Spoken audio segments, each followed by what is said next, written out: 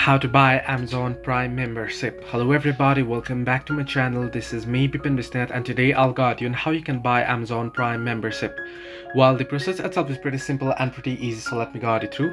You can get the Amazon Prime membership whether on the Amazon shopping application or on Amazon.com. In my case here, I'll be showing you on the application. The process is similar on the browser as well.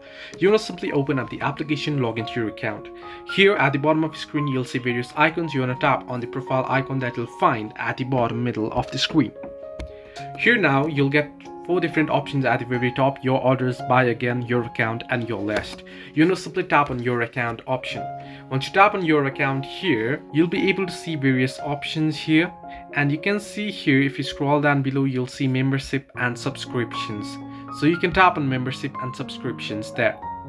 You can see I don't have any subscription here, so you can simply tap on it here. You can see don't see your subscription, take me to my, so you want to tap on it, and here now you can select the subscription that you wish, your Amazon Prime subscription. You can tap on it, and then you can go ahead to the prompts in order to make the purchase. So this is the way that you can buy Amazon Prime membership. Hope this helped you. Do like and subscribe, and do not forget to leave a comment down below if you have any further issues.